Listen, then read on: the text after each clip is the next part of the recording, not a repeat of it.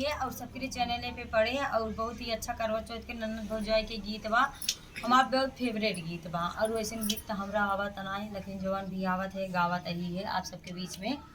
और आज हमारे मुँह में पता नहीं कैसा खाए केक खाए और समोसा खाए तब चला। हाँ तो दोस्तों आप सबके बीच में हम गाना गावे जाते हैं और कैसे ला कमेंट बॉक्स में जरूर बताइए। चला दीदी गवाओ। भूखी बानी करवा चौथ के बरतिया हमारी नाना दी। भूखी बानी करवा चौथ के बरतिया हमारी नाना दी।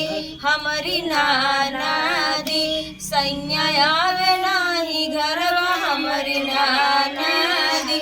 सैया आवे नाही घरवा हमारी नाना दी। कैसे करबई पूजनवा हमारी नाना दी। कैसे करबई पूजनवा हमारी नाना दी। डाल ले तू भौजी मांगी में से नूरवा भैया के नाम से सजौ तू सिंगारवा। डाल ले तू भौजी मांगी में से नूरवा भैया के नाम से सजौ तू सिंगारवा। जल्दी से कर तू कौन तो हमारी नाना दी।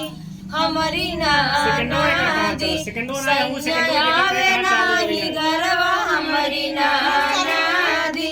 कैसे करबई पूजनवा हमारी नाना दी। भूखी बानी करवा चौथ के बरतिया हमारी नाना दी। हमारी नाना दी सैया आवे नाही घरवा हमारी नाना दी। कैसे करबा पूजनवा हमारी नाना दी। पहले तू भौजी पीली रंग की साड़िया ऊपर से लाल लाल ओढ़ तू चुनरिया। पहले तू भौजी लाल पीली रंग के साड़िया ऊपर से ओढ़ ले तू लाल रंग चुनरिया।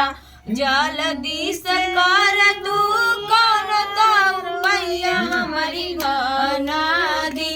हमारी नाना दी सैया आवे नाही घरवा हमारी नाना दी।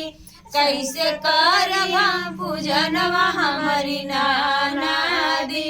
सैया आवे नाही घरवा हमारी नाना दी। कैसे करबई पूजनवा हमारी नाना दी। गीत कैसा लगा कमेंट बॉक्स में जरूर बताइएगा।